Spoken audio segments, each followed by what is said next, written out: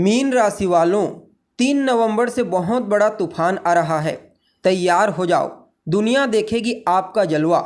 तो ऐसे में अगर आप भी एक मीन राशि के जातक हैं या फिर आपका लग्न मीन राशि का लग्न है, तो आज का यह ज्योतिष का कार्यक्रम आपके लिए बड़ा ही महत्वपूर्ण कार्यक्रम साबित होगा।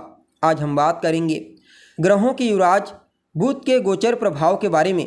जी हाँ, राजकुमार बुध अपनी वर्तमान मित्र राशि तुला राशि को छोड़कर बीते 29 अक्टूबर 2024 की प्रातःकाल 8:56 पर अपने शत्रु भूमिपुत्र मंगल की साधारण राशि वृश्चिक राशि में ट्रांजिट कर चुके हैं और आने वाले लगभग 25 दिनों तक इसी राशि में ट्रांजिट करते हुए आपको परिणाम प्रदान करेंगे। उसके पश्चात धनु राशि में इनका ट्रांजिशन हो जाएगा।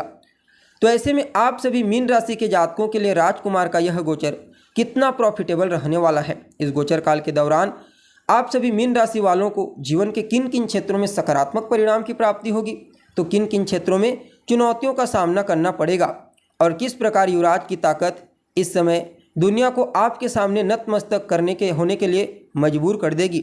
सभी बातें एक एक करके आपको बताने वाले हैं, इसलिए कार्यक्रम में आखिरी तक बने रहिए। और अगर आप हमारे चैनल पर पहली बार विजिट कर रहे हैं तो चैनल को सब्सक्राइब कर बेल नोटिफिकेशन को ऑन पर सेलेक्ट कर लें, ताकि आपको समय समय पर इसी प्रकार की महत्वपूर्ण जानकारी प्राप्त होती रहे।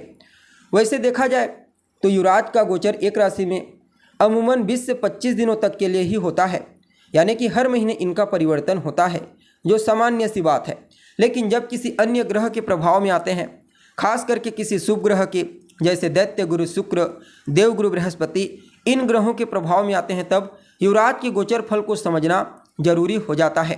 क्योंकि ज्योतिष शास्त्र में राजकुमार बुध को एक नहीं दो नहीं बल्कि अनेक चीज़ों पर अधिकार दिया गया है। जहां राजकुमार बुध एक तरफ आपकी बुद्धिमत्ता को कंट्रोल करते हैं, तो वहीं दूसरी तरफ शेयर बाजार, शेयर मार्केट, बिजनेस, व्यापार, communication, community, banking, media management, इन क्षेत्रों में भी युवराज का ही सिक्का चलता है। इसलिए जब इनके गोचर की बारी आती है तो और ज़्यादा महत्वपूर्ण हो जाता है। अब देखिए, आप सभी मीन राशि के जातकों के लिए युवराज का यह परिवर्तन गोचर कुंडली में आपकी राशि से 9वें स्थान में हुआ है, अर्थात भाग्य स्थान में। और आपके लिए राजकुमार बुध आपके 4थे स्थान और आपके 7वें स्थान के मालिक बनते हैं। अतः इस गोचर काल को आपके लिए किसी वरदान से कम नहीं कहा जा सकता, क्योंकि शनि की ढैया अभी आपको एक्टिव है, प्रथम ढैया। तो मानसिक टेंशन, तनाव, अशांति की स्थिति आपके मन में बनी हुई है। तो उन तमाम प्रकार की चिंताओं को, समस्याओं को, टेंशन, तनाव को दूर करने में यह गोचर अहम भूमिका निभाने वाला है। इस गोचर काल के दरमियान जहां एक तरफ राजकुमार बुध और देवगुरु बृहस्पति आपके पराक्रम, आपके पुरुषार्थ, आपके एफर्ट को बढ़ाने का प्रयास करेंगे, तो वहीं दूसरी तरफ छोटे भाई बहनों के करियर में विशेष ग्रोथ देंगे। चाहे किसी भी फील्ड में कार्य क्यों न करते हैं, उनके करियर में उत्तरोत्तर उन्हें सफलता की प्राप्ति होगी। बैंकिंग के सेक्टर में, मीडिया मैनेजमेंट, इन क्षेत्रों में विशेष उपलब्धियां हासिल होने वाली है। इवन आपके कम्युनिकेशन गैप को भी फुल फिलअप करने में अहम भूमिका निभाने वाले हैं। साथ ही साथ इस गोचर काल के दरमियान भाग्य का साथ आपको मिलेगा, क्योंकि भाग्य स्थान से बुध का गोचर करना और भाग्य के अति विशिष्ट कारक ग्रह देवगुरु बृहस्पति के साथ दृष्टि संबंध बनाना, इसे अन्य राशियों की तुलना में आप सभी मीन राशि वालों के लिए कुछ ज़्यादा ही बेहतर कहा जा सकता है भाग्य के दृष्टिकोण से। जी हाँ, इस गोचर काल के दरमियान भाग्य की मजबूती आपके लिए कुछ ऐसा रहने वाली है जहां जीवन के हर क्षेत्र में आपको श्रेष्ठ सफलता की प्राप्ति होगी। कर्म क्षेत्र में आपके जितने भी पेंडिंग पड़े हुए कर्म हैं, उन सभी कार्यों को पूरा करने में ये दोनों के दोनों ग्रह अहम भूमिका निभाने का कार्य करेंगे। बाकी देखा जाए तो इस गोचर काल के दरमियान अगर आप कोई नया काम शुरू करने के बारे में सोच रहे हैं, बिजनेस, व्यापार या फिर कोई नौकरी ज्वाइन करने के बारे में सोच रहे हैं, तो ये सभी कार्य आपके लिए अच्छे रहेंगे। इन सभी क्षेत्रों में आपको श्रेष्ठ परिणाम की प्राप्ति होगी। बाकी इस गोचर काल के दरमियान आपकी बुद्धिमत्ता, आपके टैलेंट, ज्ञान और आपके विवेक को भी जागृत करेंगे और बड़े बुजुर्गों का, वरिष्ठ जनों का आशीर्वाद और स्नेह आपको प्राप्त होगा।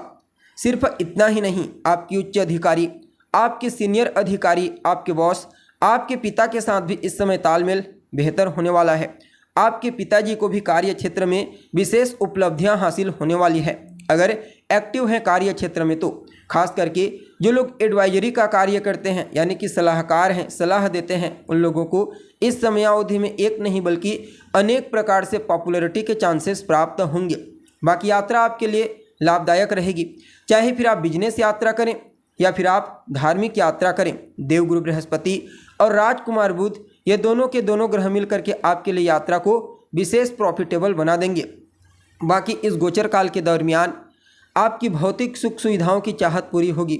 भूमि, भवन, मकान, वाहन इनसे संबंधित जितने भी कार्य हैं, प्रॉपर्टी से संबंधित कार्य, वे सभी कार्य इस गोचर काल के दरमियान अपने आप ही पूरे होते चले जाएंगे। माता के साथ आपके रिलेशनशिप को बेहतर बनाने का कार्य करेंगे। अगर पूर्व में किसी भी प्रकार से कोई कमजोरी आ गई थी तालमेल में तो उसे दूर कर देंगे। जो जातक राजनीति से जुड़े हुए हैं उनके लिए भी समय फेवरेबल रहेगा और सामाजिक क्षेत्र में भी इस समय आप कुछ सामाजिक कार्यों में इन्वॉल्व होंगे, जिससे समाज में आपके मान सम्मान, पद प्रतिष्ठा, यश और कीर्ति में वृद्धि होगी। साथ ही साथ समाज में आप अपनी एक अलग पहचान बनाने में कामयाब होंगे। बाकी देखा जाए तो यह समय आप सभी मीन राशि के जातकों के लिए वैवाहिक जीवन के दृष्टिकोण से भी काफ़ी अनुकूल रहने वाला है। हालांकि अभी आपके फर्स्ट हाउस में राहु हैं जो स्वयं कन्फ्यूजन के कारण है, और अभी वर्तमान समय में शनि की 7.5 का एक्टिव होना, ये दोनों चीज़ें आपके लिए प्रतिकूल हैं। इसलिए इस समयावधि में किसी भी प्रकार से बातचीत करते समय अपने जीवन साथी से शालीनता से पेश आइए।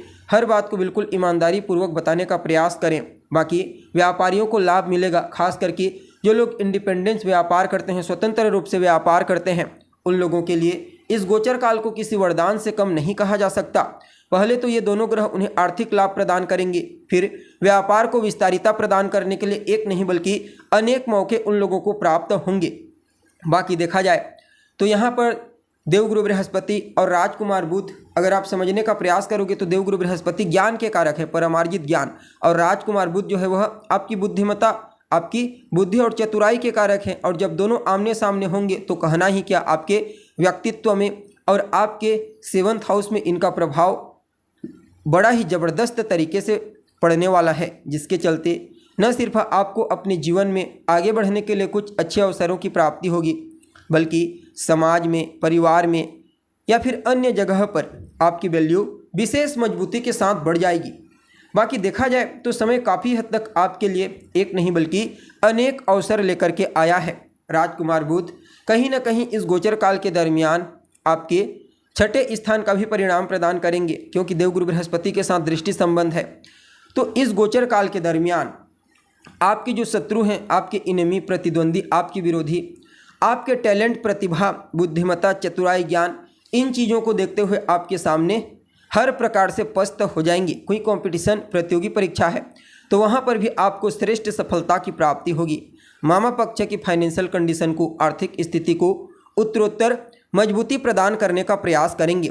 बाकी वह सभी जातक जो किसी भी प्रकार से बैंकिंग, मीडिया या मैनेजमेंट के सेक्टर में काम करने के लिए प्रयत्नशील हैं, उनको कुछ अच्छे अवसरों की प्राप्ति इस समय अवश्य होने वाली है। सिर्फ इतना ही नहीं, अगर आप कोई प्रॉपर्टी खरीदते हैं या फिर प्रॉपर्टी बेचते हैं, बेचने वाली तो अलग बात हो गई, लेकिन खरीदते हैं कोई भी प्रॉपर्टी, ज़मीन, जायदाद, मकान, भूमि, भवन, कुछ भी चीज़ हो तो अपनी माता के नाम पर खरीदिए। जी हाँ, यह आपके लिए और ज़्यादा शुभ हो जाएगा। साथ ही साथ माता की सलाह भी इस गोचर काल को आपके लिए और ज़्यादा बेहतर बनाने वाली है। अर्थात अगर आप कोई भी कार्य करने से पहले अपनी माता की सलाह लेते हैं तो निश्चित तौर पर इस गोचर काल के दरमियान उनकी सलाह आपके लिए विशेष प्रॉफिटेबल साबित होगी। बाकी यह गोचर आपके जीवन में अगर रेशियो के दृष्टिकोण से कंपेयर किया जाए तो 70% अत्यंत श्रेष्ठ साबित होगा, बाकी 30% चुनौतीपूर्ण रहेगा, क्योंकि अभी शनि की ढैया और आपके लग्न में राहु का ट्रांजिशन, ये दोनों आपके लिए प्रतिकूल रहेंगे। फिर भी इस गोचर काल को बेहतर बनाने के लिए क्या उपाय आपको करना चाहिए तो देखिए, सबसे पहले तो राहु के दुष्प्रभाव को कंट्रोल कीजिए। इसके लिए आपको बुधवार और शनिवार के दिन सुबह पक्षियों को दाना डालना है 5 बजे से लेकर के 7 बजे के मध्य में, सुबह प्रातःकाल। रात को भिगो दीजिए, ट्यूसडे की रात को या फिर फ्राइडे की रात को, फिर उसके अगले दिन आपको सर्व करना है पक्षियों को। हरा मूंग मिल जाए तो अच्छा रहेगा। बाकी अपने माथे पर केसर का तिलक लगाएं। रोजाना दशरथ कृत शनि स्तोत्र का पाठ करना, ओम राम राहुवे नमः इस मंत्र का 108 बार कम से कम रोजाना 3 माला या फिर 5 माला जाप करना, और साथ ही साथ गाय की सेवा करना, गाय को हरा चारा खिलाना, खास करके बुधवार, गुरुवार और शुक्रवार के दिन गाय को हरा चारा खिलाना आपके लिए इस गोचर को और बेहतर बना देगा। जी हाँ, यानी कि जो भी जानकारी अभी आपको हम बताए हैं यह आपके लिए सामान्य प्रेडिक्शन है। आपकी जन्म कुंडली में ग्रहों की प्लेसमेंट के आधार पर इसका प्रभाव एकदम मजबूत और कमज़ोर महसूस होगा, तो इस बात का ध्यान आपको रखना चाहिए। तो दोस्तों, हमें उम्मीद है जानकारी आपको पसंद आई होगी। अगर अच्छी लगे तो इसे अपने दोस्तों के साथ, अपने रिश्तेदारों के साथ शेयर जरूर करें। अभी के लिए बस इतना ही। पुनः मुलाकात होगी एक नए और ताज़ा एपिसोड में। तब तक के लिए आप हमें इजाज़त दीजिए। नमस्कार।